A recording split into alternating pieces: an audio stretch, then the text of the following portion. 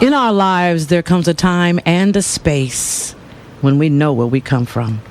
When the words and the rhythm come together, the signs and the roads merge, and we become one with our roots, acknowledging the people whose backs served as bridges, whose dreams and aspirations fed us, whose courageous acts of faith guided us even away from the village, away from the place we call home. We take with us tender lessons that bring us back. They always bring us back home. Home. It's where the body comes to rest. It's where our eyes can behold the place where love sustains us. It's where we come to talk that talk around those who understand. We know we belong. Home. Home is the place that got us over. When we arrive, we realize that our message, our mission is to reach back, reach over, reach around, and reach through to embrace one another.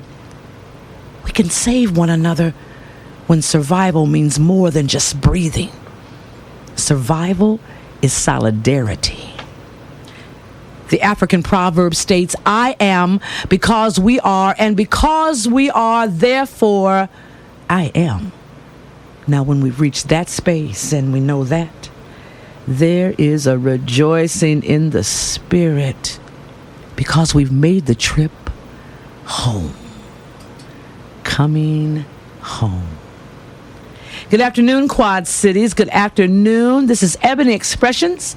I am Shelly Moore Guy, and yes, indeed, it is truly another glorious Friday afternoon. I feel so blessed to be here this afternoon.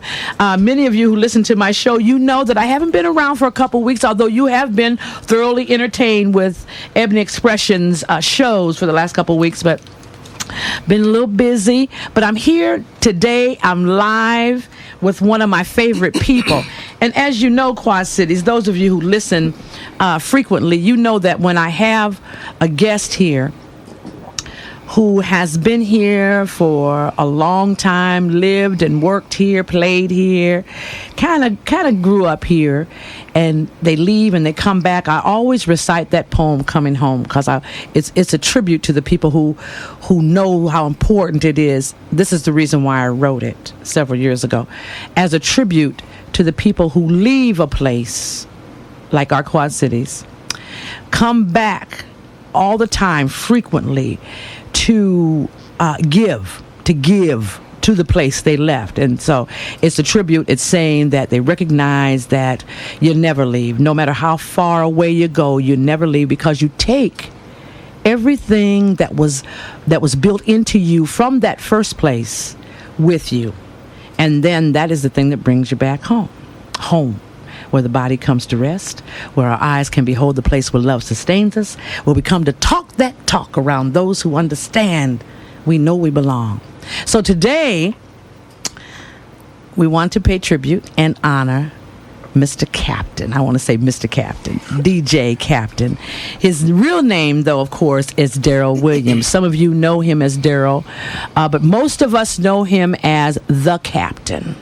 The Captain is here with us this afternoon. Finally got the Captain into the studio so that he could talk to us during this hour on Ebony Expressions. I'm so happy to have him. First of all, I want to say welcome. Thank you for having me. It is a pleasure.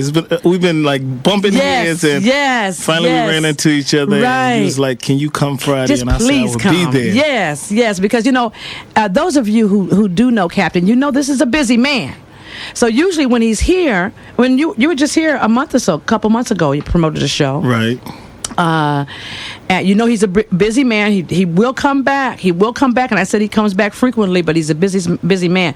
When you're promoting an event, you have a window of time. Right. The promotion has to be done, and it has to be tight. So we were blessed this time because we ran into each other, and he had the time, and we had the space, and so.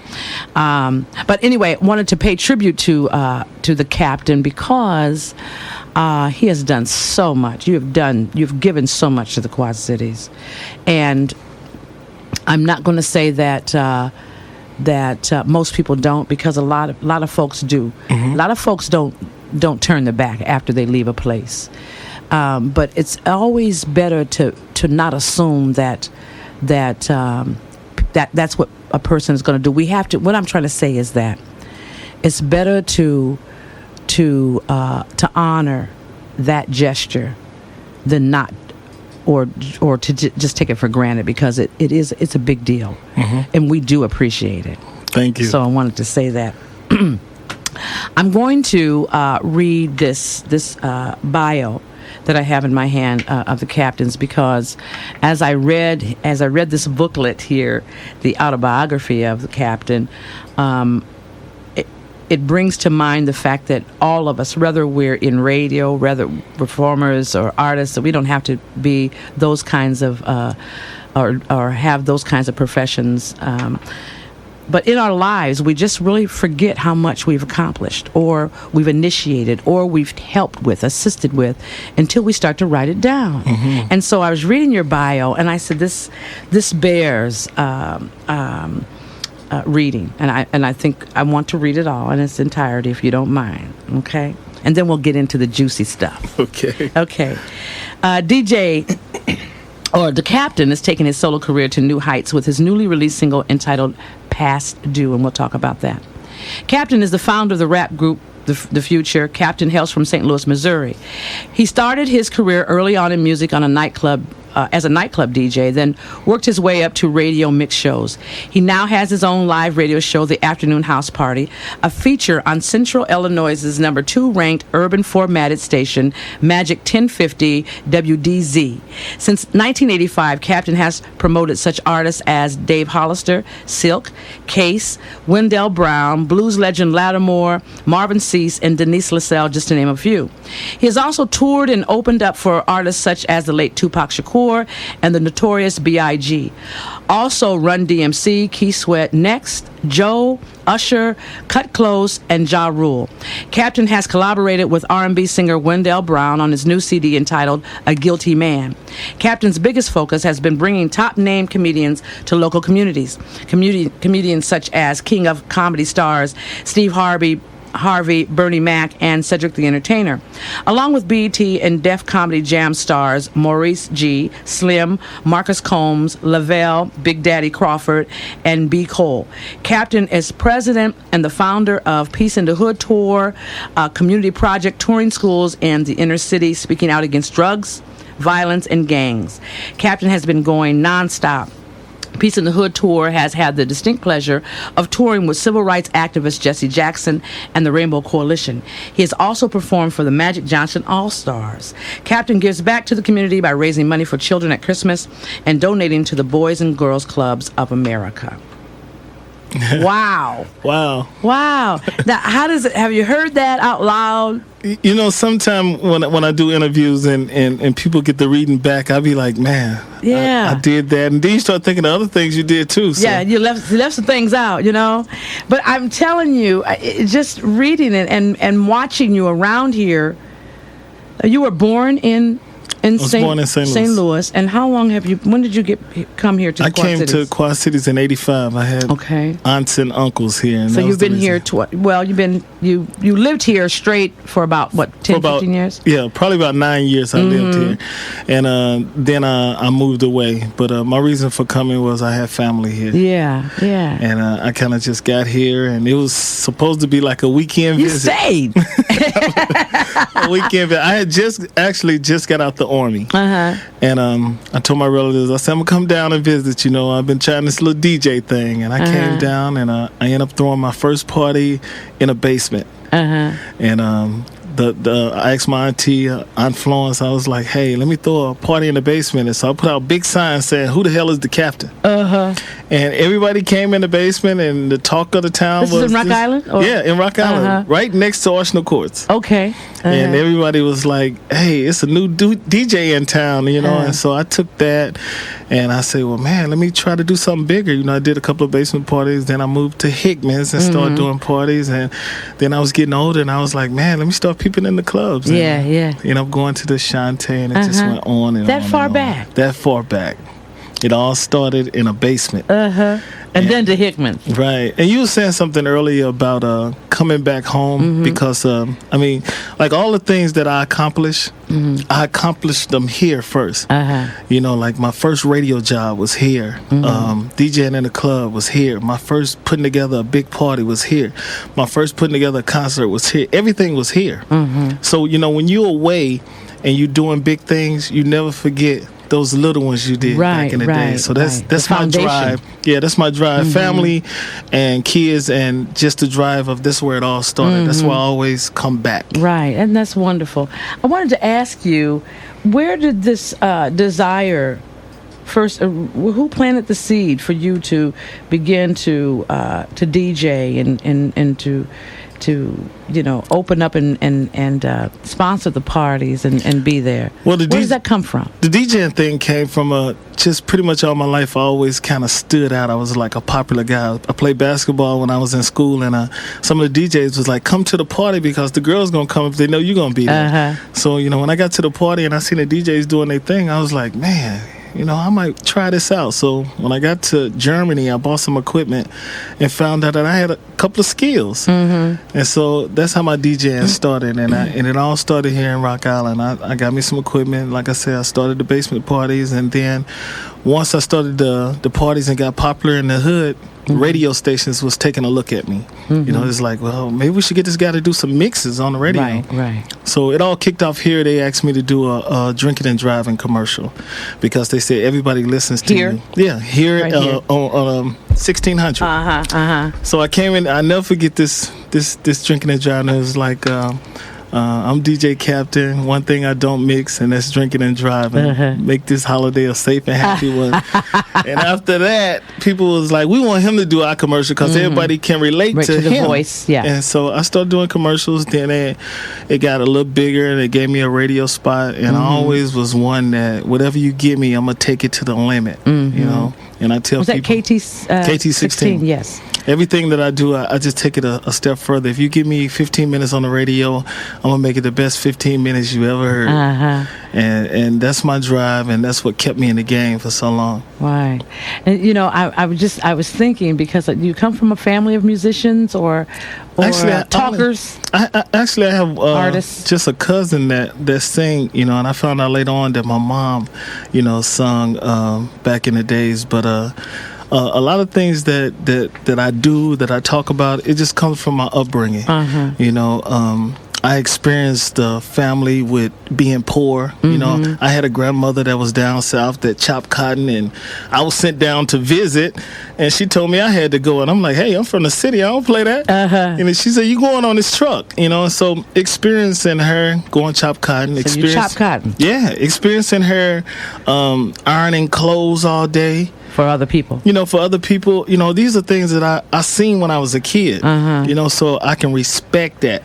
You know, now that I got older, you know, I look back on that and I was like, it was rough. You know, I remember powder eggs. You know, I remember all of that as a kid. And you never forget that. No. And so you say your upbringing makes you appreciate things more, or gave you the drive to have better? Well, some of the things that I experienced in life, I just used the negative stuff and made it positive, because when I was coming up, my mom died of a drug overdose, and I was at a young age, and I didn't understand it when it was going down. This in St. Louis? It was in St. Louis. All I know is I was 13. It was like, your mom died, but they really didn't tell me why. You know, and at this young age, you didn't really ask too many questions. You just knew your mom. Yeah. I just felt my mom got older and died. Right. So as I got older, you know, a lot of my relatives was like, don't be like your mom, don't get on drugs, this and that. And I was like, man, my mom died of drugs. So I took that. Wow. And I start telling people, you know, this is something I don't want to do. But, you know, people start looking at the situation where your mom was on drugs, maybe you'll be on drugs. And I just turned it around and just start trying to teach people that my mom was on drugs, but this is what came out of me. Right. You know? So, you know, and I you know, and we hear this and you know, we hear this in families a lot. And I don't think that people are trying to intentionally be mean or cruel to kids, but don't you hear that? Yeah. So and so gonna be just like so and so. Right, you do. You know, and you hear that, and I think we don't we don't always know how a child will internalize that. A young person, how will they? You took it, and you decided to flip it. Right. No, I'm not. No, I won't. Right. And I'm going to show you. But there are some people, some children who internalize that, and don't know how to make it into something that is not a negative. Mm-hmm. How do they process it? And I think so. Everybody listening out there, I think we have to be mindful. We should be careful.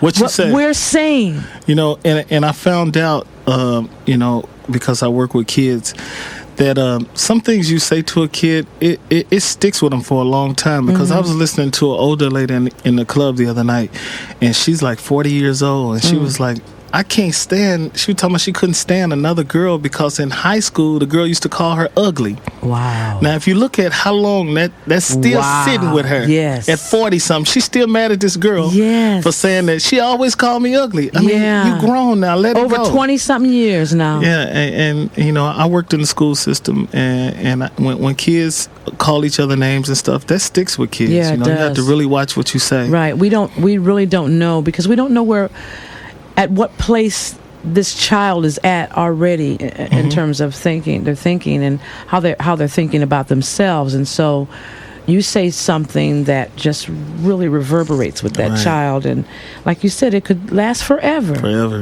And so we really have to be careful. Now, that's kids say cruel things, and we're in schools and we're trying to teach them not to say that. But when we're adults, and I know we kind of got off on this tangent, but I think it's part of your story, part of your life. So I wanted to jump on that. As adults, we should be very mindful about what we're saying, especially to a child who has an impressionable mind and cannot process the way an adult can. Right.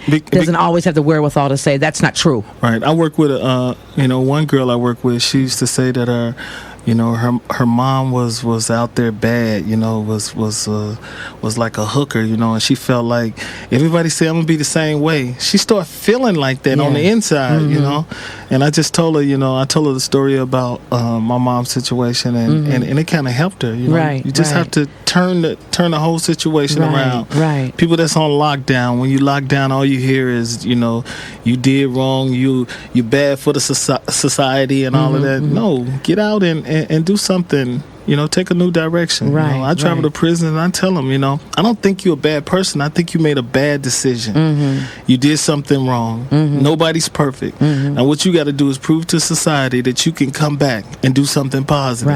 Right. And, I really thank God that you're here today, because, this is such a timely subject, and one that I feel very strongly about, and that is this, that we all have had experiences as adults that can help somebody else. Right. Now, we're not all blessed with the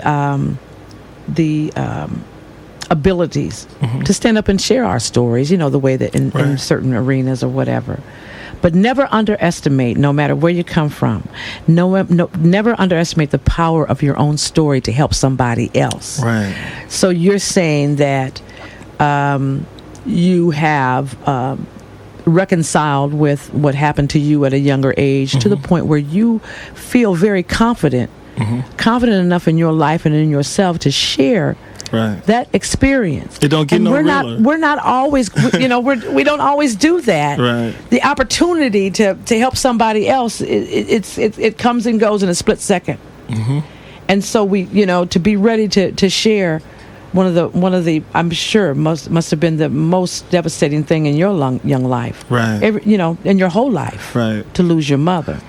But and in that way. Right. And being sent to different families to stay for the summer here, but I had a dad that was really there, and he would always tell me, you just do the right thing, and I'm gonna provide for you. And I learned that, and I instill it in my kids. You do the right thing, and I got your back. But if you choose to travel the wrong road, you're on your own.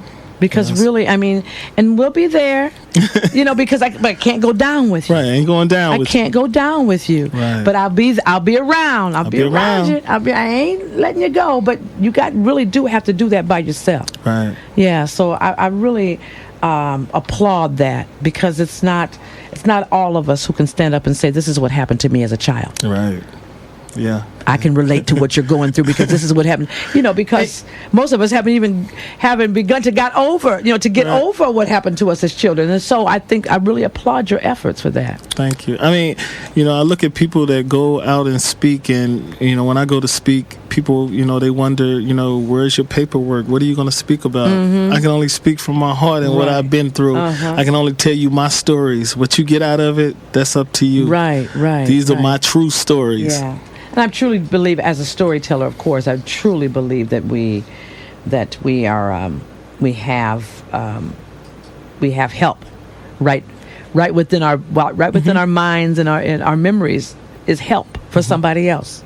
Right. You don't have to go far when you know that you have experiences that can help other people. Right. I just really think that's powerful. And you can go to a barbershop. I go to Joe's barbershop sometime, and I just sit and he just be talking, and some of the stuff he be talking about, I just pick it up. Sometimes I stop by just to hear him talk, because something you're going to pick up from an older person.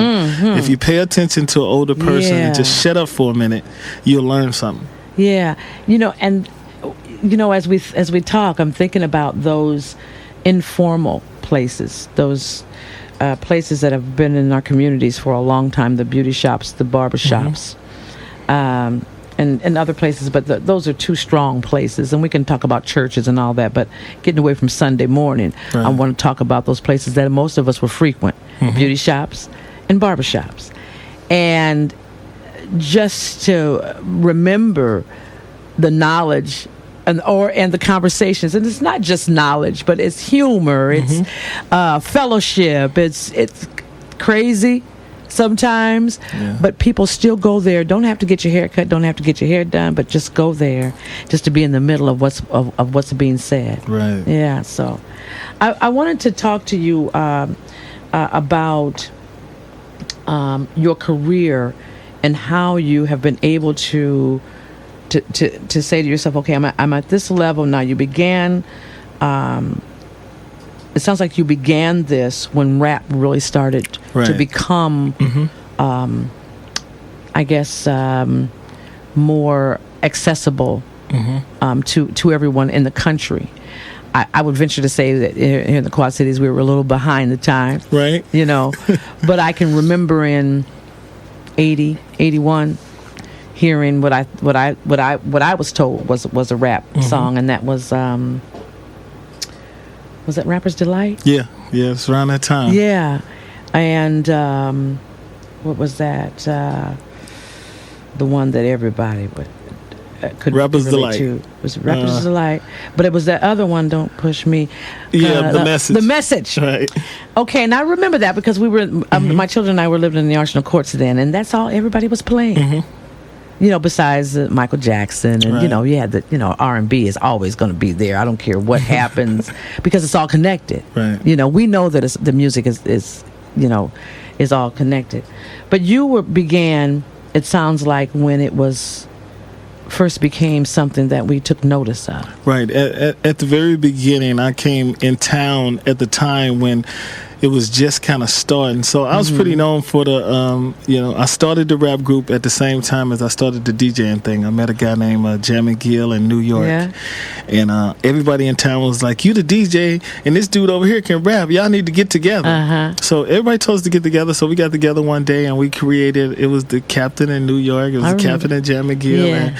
And we would go to parties, and he would win the battle raps. I would battle Mix and Mail on the DJ tip, Candyman. All the DJs here. I was like the new guy, so that helped a lot. But that was kind of the beginning. Wow! Right there with the rap, and how exciting was that? It really because everything was new. It really was exciting because it was new for people to come out and see it, and we had the little beefs going on with the Davenport rappers against the Rock Island rappers, and. It was fun. It was fun time.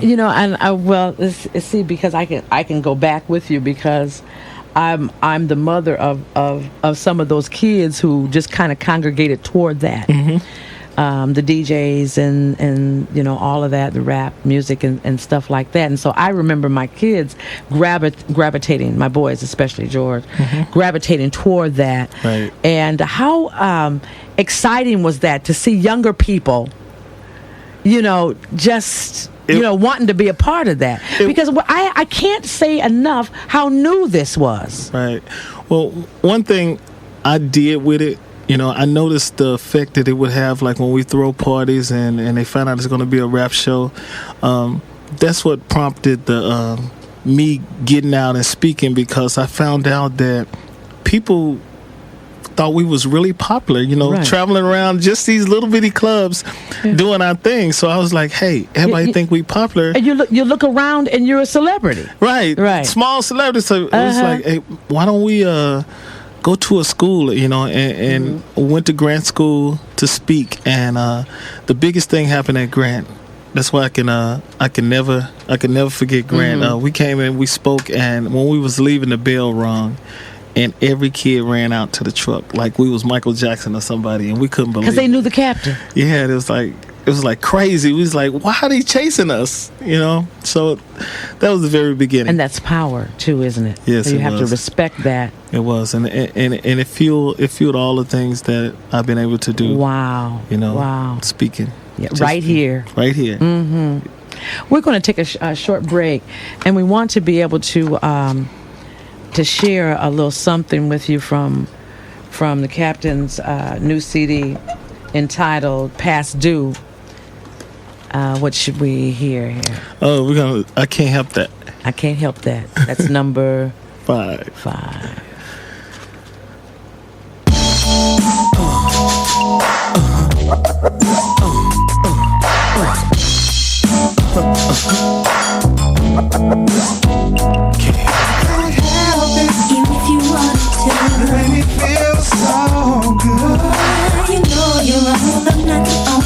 What can I say? I'm a player. I can't help it. Even if you want to.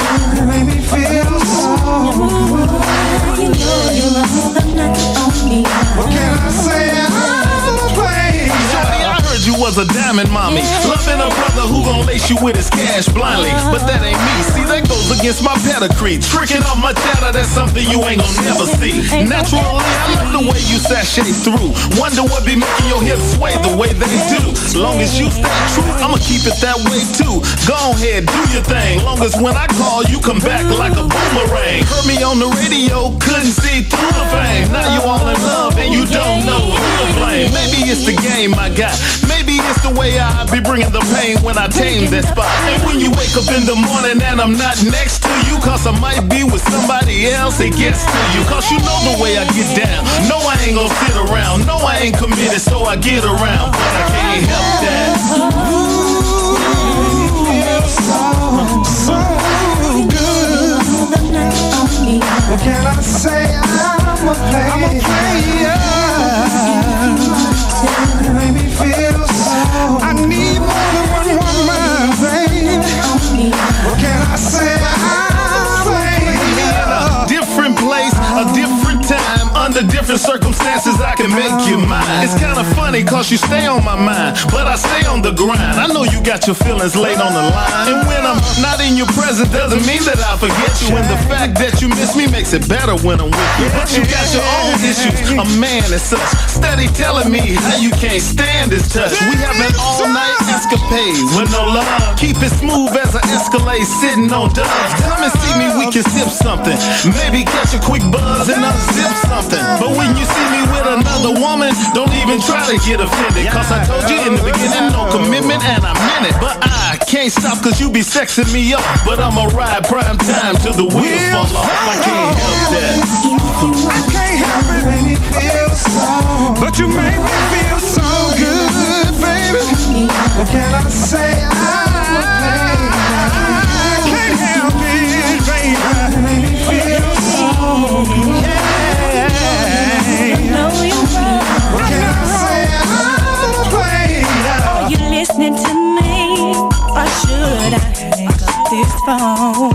No, just hold on, hear me out. I wanna be the man that you need. You'd have to be crazy if you think I'll play to play. I'm attracted to you. Oh, you turn me on. Don't cut me off. I let you talk.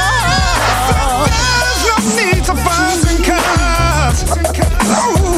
Oh, I ain't said nothing yet, but I bet you she don't love you like I do. that's what I'm telling you. I wanna change my point of view.